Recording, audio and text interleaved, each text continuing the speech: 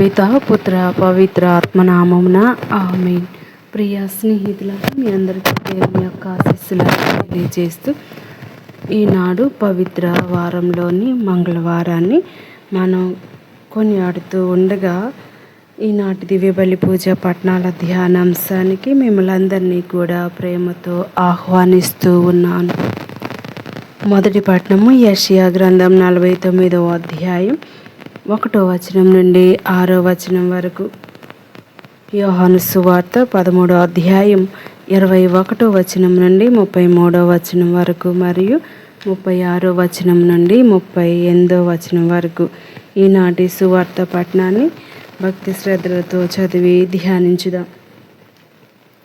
యేసు ఈ మాటలు పలికిన పిదప అంతరంగమున బాధపడుచు, మీలో ఒకడు నన్ను అప్పగింపనున్నాడని నిశ్చయంగా చెప్పుచున్నాను అని స్పష్టంగా పలికెను.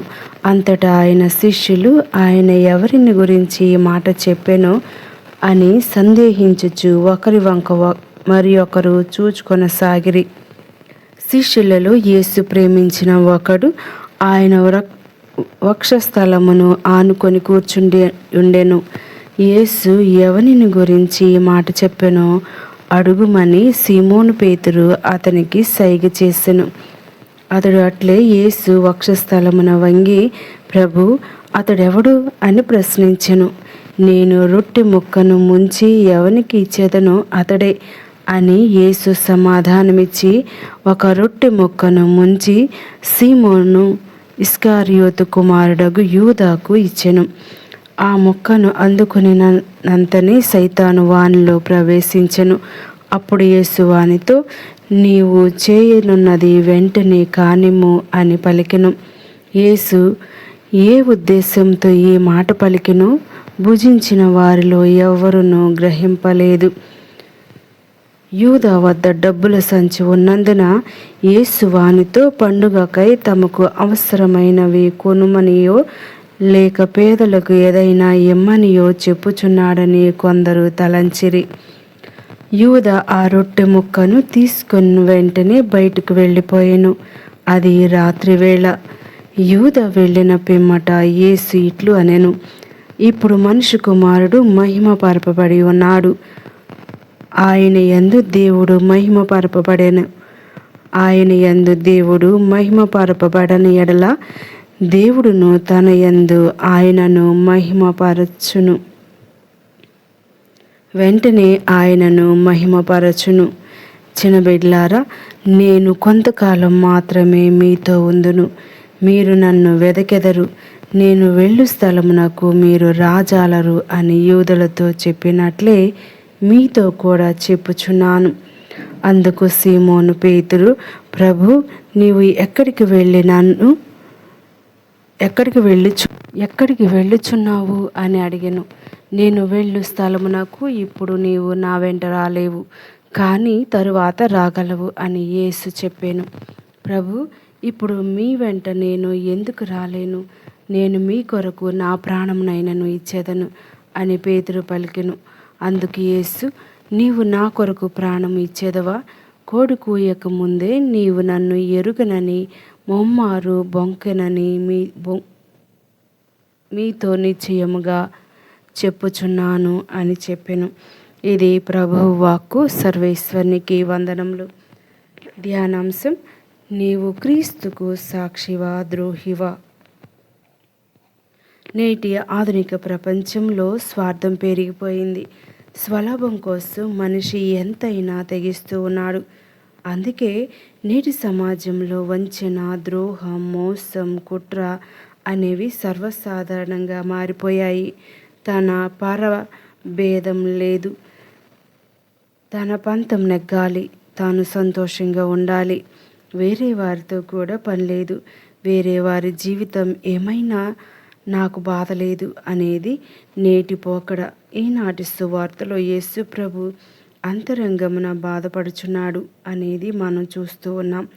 ఎందుకంటే తన వారే, తనతో జీవించిన వారే, తనతో తిరిగిన వారే తనకు నమ్మక ద్రోహం చేయటాన్ని జీర్ణించుకోలేకపోతూ ఉన్నాడు. ఎప్పుడైతే సాతాను యూద ఇస్కారియోతులో ప్రవేశించిందో అప్పుడే తాను పూర్తి చేయాల్సిన పనిని చేయటం ప్రారంభించాడు. నేడు మనం కూడా మన ఆధ్యాత్మిక జీవితంలో దేవుడు చేయకూడదన్న పనులను చేసి ఎన్నోసార్లు దేవునికి ద్రోహం చేశాం. బహుశా ఈరోజు యూద ఇస్కారియోతు బహిరంగంగా కనిపిస్తూ ఉన్నాడు, కానీ బాహ్యంగా కనిపించకుండా మనలో ఎంతోమంది యూద ఇస్కారియోతు వలె ద్రోహం చేస్తూ ఉన్నారు. తల్లిదండ్రులకు ద్రోహం చేసే కొడుకులు, కోడళ్ళు, భార్యలకు ద్రోహం చేసే భర్తలు, భర్తలకు ద్రోహం చేసే భార్యలు, స్నేహితులకు ద్రోహం చేసే స్నేహితులు, చివరికి సొంత కుటుంబ సభ్యులు ఒకరికి ఒకరు ద్రోహం చేసుకుంటూ ఉన్నారు. ఇలా మనలో ఎంతోమంది ఇస్కారియోతు వలె జీవిస్తున్నామేమో కదా. మనలో మార్పు రావాలి. మారుదాం, మార్చుకుందాం. దేవుని క్షమను పొంది క్రీస్తు ద్రోహిగా కాకుండా క్రీస్తుకు సాక్షిగా మారటానికి ప్రయత్నించుదాం. ఈ పవిత్ర వారంలో నూతనీకరించుకుందాం. ద్రోహం అనేది ఎంతో బాధతో కూడిన అనుభవం. యేసు ప్రభువుతో ఉండి చూసి కనుగొని ద్రోహం చేసిన యూద ఇస్కారియోతుని చూసి యేసు ప్రభు ఎంత తల్లడిల్లాడో ఒక్కసారి మిత్రమా ఆగి ఆలోచించు. ఎందుకు సాగగలవా? ముందుకు సాగగలవా? విరోధి ఎవడైనాను నన్ను అవమానించినచో నేను సహించి ఉండేది వాడను. ప్రత్యర్థి ఎవడైనను నన్ను కించపరిచినచో నేను అతని కంటపడకుండా దాగుకొని ఉండేది వాడను.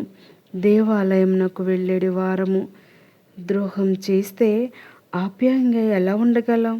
ప్రేమగా ఎలా ఉండగలవు? విశ్వాసిగా ఎలా ఉండగలుగుచున్నారు? ద్రోహమును విడనాడి ప్రభు యొక్క బిడ్డగా ఈ తపస్కాలంలో జీవించగలగాలి.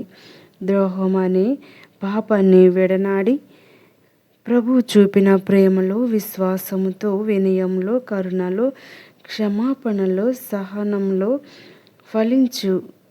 అప్పుడు నీవు చేసే ఉపవాసానికి, ప్రార్థనలకు, దాన ధర్మాలకు ప్రతిఫలం ఉంటుంది. ప్రస్తుత ప్రపంచంలో ఉన్న రుగ్మత, కుష్ఠవ్యాధి, టీబీ కాదు. ప్రేమ లేకపోవడం, గౌరవం లేకపోవడం, తోలనాడబడటం మరియు ద్రోహం చేయడం. ప్రియ స్నేహితులారా, మరి ఈనాడు ప్రభువుకి అనేకమైనటువంటి అలజడులు హృదయంలో కలిగాయి.